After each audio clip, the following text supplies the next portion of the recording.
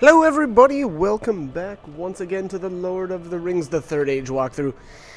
We just defeated the Witch King, and what are we in here? We're in this, I don't know, little courtyard. I just kind of cruised around looking for anything that I possibly may have missed, but I think I was fairly thorough. So anyways, let's move on. We have reached the 7th level and the Citadel. It is Denethor. What happened to Idriel's legs? And midsection. You are free of banishment. The steward of Gondor is no more, but his hall is under attack. The banner of Elendil is kept here.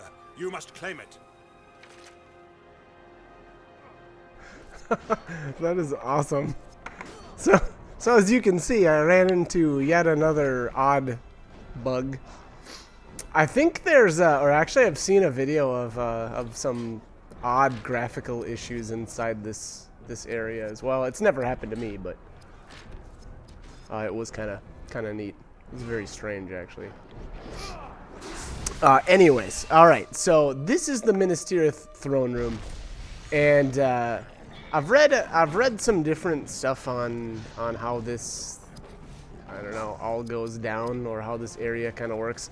What I mean by that is, okay, so there is a fight here that you will be able to get the best piece of Hadhod's chest gear, and there's a lot of different information, and it's, I wouldn't say all of it's contradictory, but I found a couple of different theories, but I think mine's the most accurate. And what I mean by that is, so what's going to happen here is there's a couple of fixed fights. Obviously, you can see the Gondor soldiers fighting with these orcs, and that's what we just did here. So we did the first fixed fight.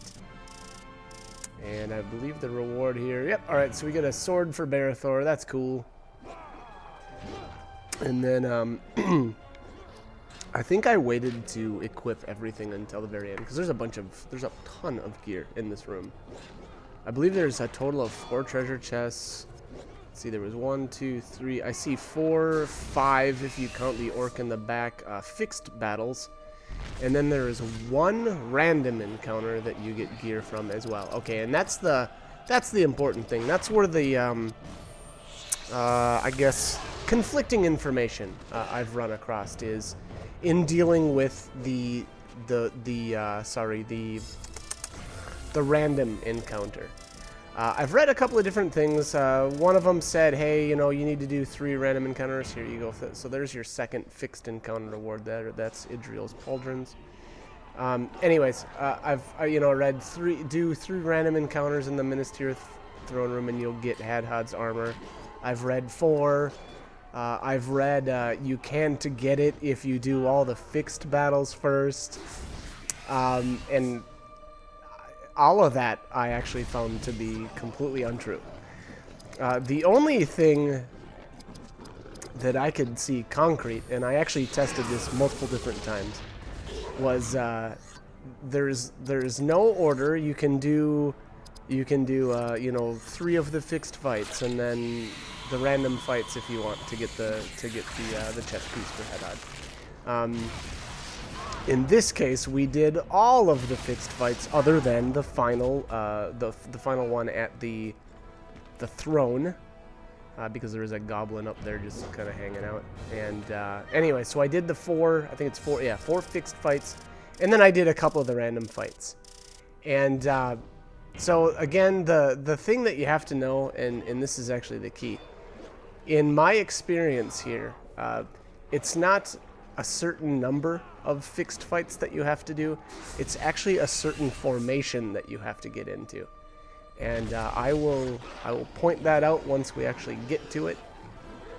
But I feel it's the exact same as way back when we did the fights in Helm's Deep, in that there was that one enemy formation that was giving us the cracked spirit, or cracked Elfstone of Fire protection. Boy, that took a long time to actually remember the whole the whole item name. Anyways, we've collected all the treasures other than... Alright, was that another pair? Was that another pair of pauldrons? I guess we'll see. Anyways, I have a little cut there. I actually just saved. I stopped and saved. And now we're going to do the random fights. And I believe this very, very first fight is where I get the Hadhod's armor, sorry. So, again, you know... Alright, so this is the fight. Going from left to right, it's a guy with a lance, 2 orcs with shields, and then the orc caster. And this is the exact fight that you will always... Well, in my experience, I always got the... what was it? Well, here, we might as well wait. I'll have the exact name for you.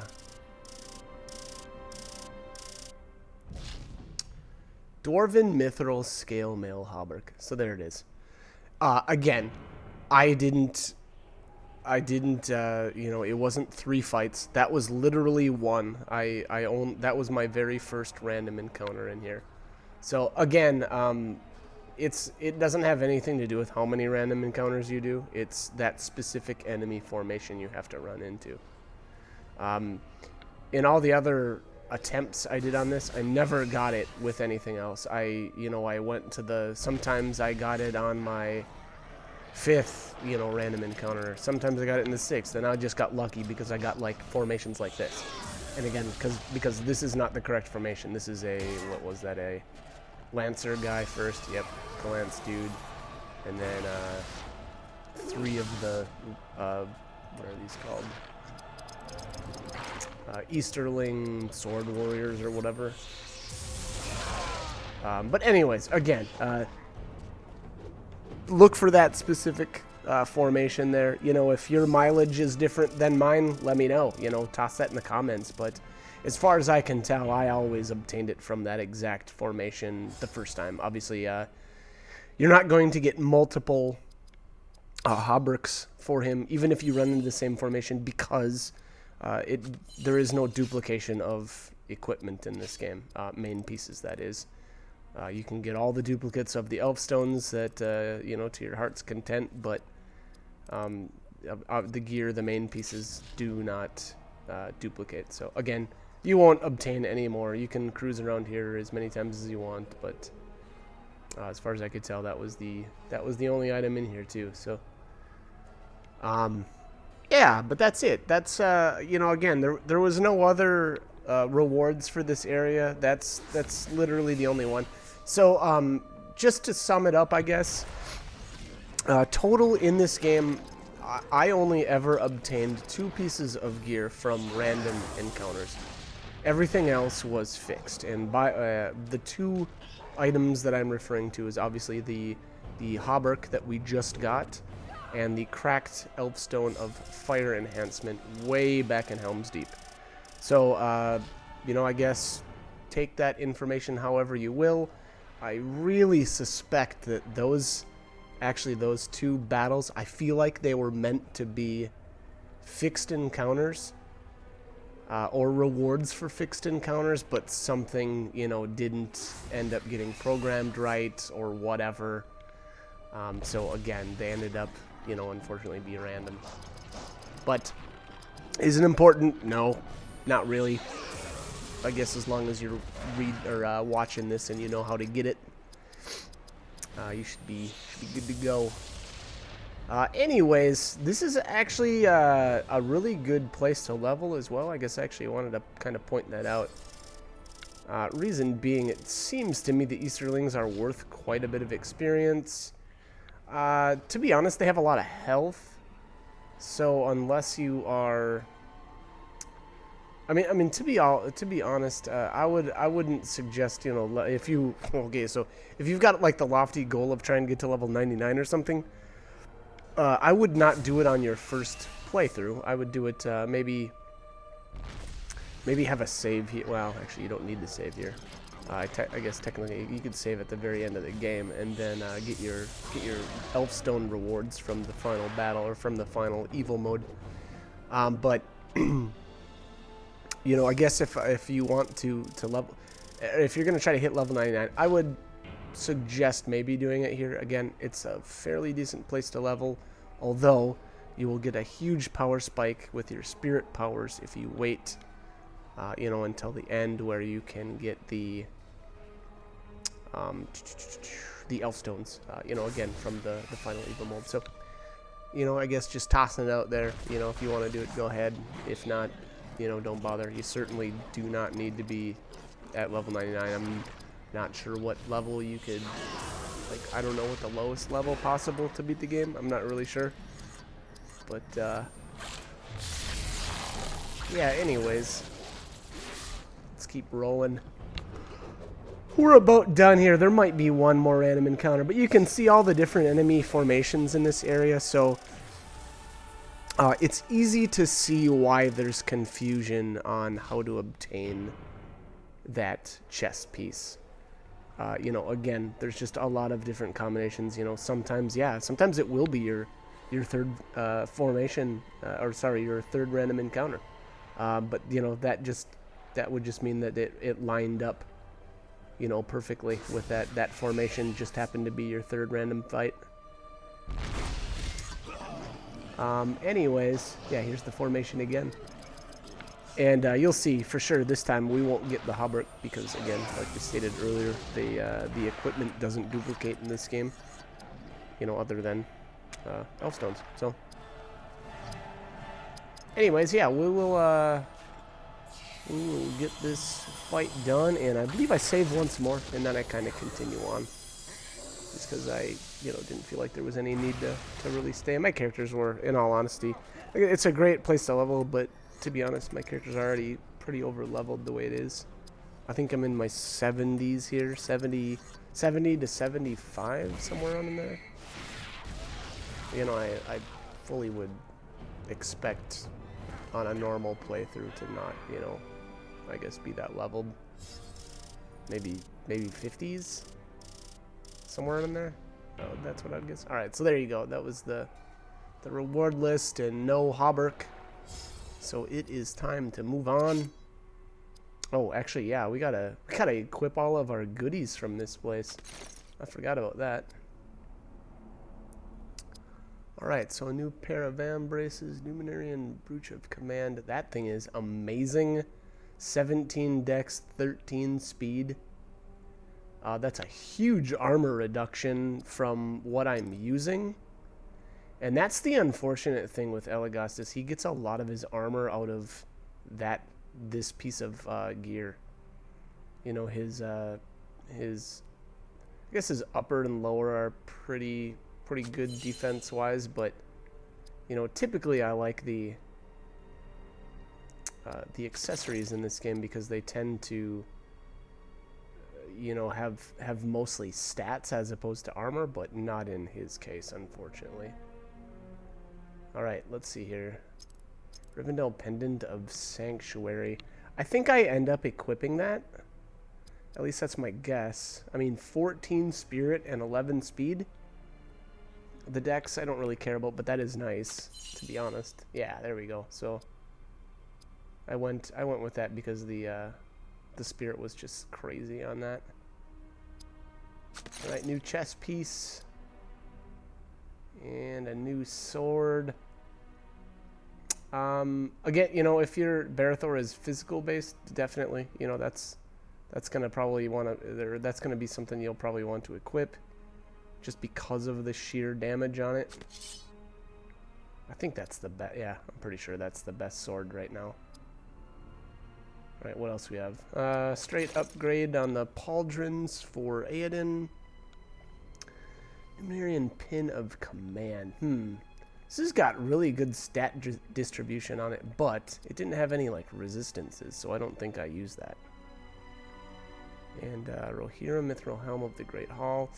I'm gonna end up losing 3 spirit on that, but I think I just equipped it because, you know, his armor is so terrible. And then here, look at this armor increase. Now, granted, yeah, I'm using the old Velvet, so you're not going to have as big of a jump if you're upgrading from his other armor. But, yeah, this thing is just huge. As much as I love the look of the blue velvet, I did end up swapping over to this. And here his new helmet is fairly decent, but I didn't equip it. And look at the resistances though.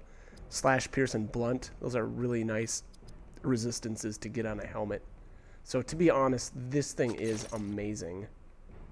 Yeah, the new helmet is amazing, but I ended up sticking with the dragon helm again because of the look.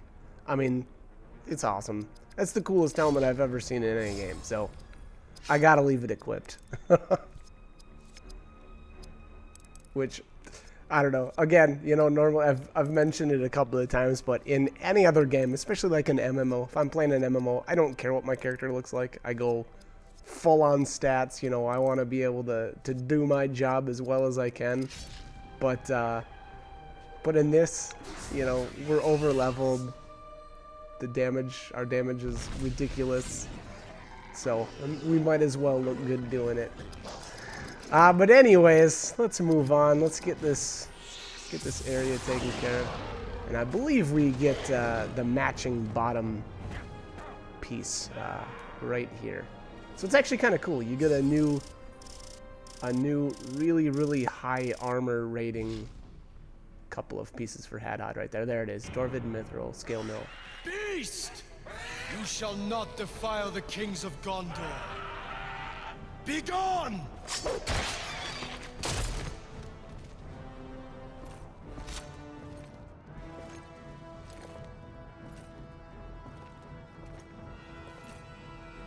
This shall rally Gondor in this great time of need.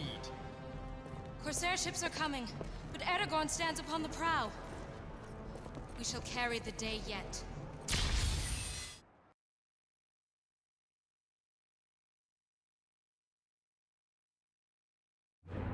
Arise! Arise, riders of Theoden! Spears shall be shaken! Shields shall be splintered! A sword day! A red day! And the sun rises!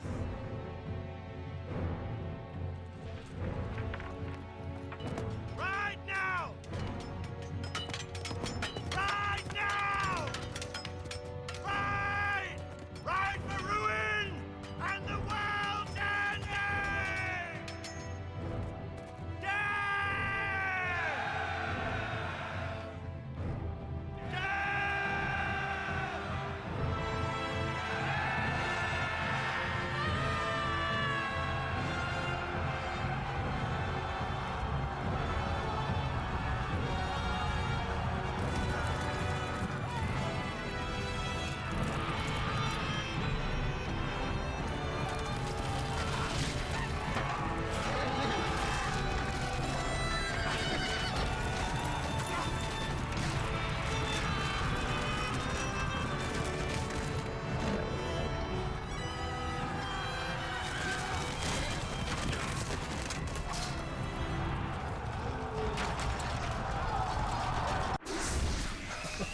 Alright, so here we are in the Pelennor Fields, and we get a fun little battle right away.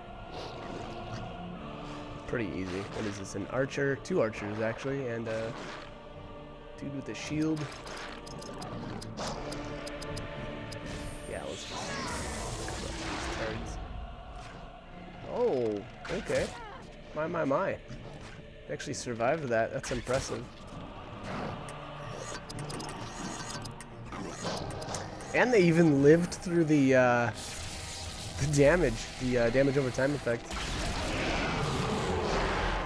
Oh, nice. Elagasta's getting some kill shots with arrows of sleep. That's kind of rare.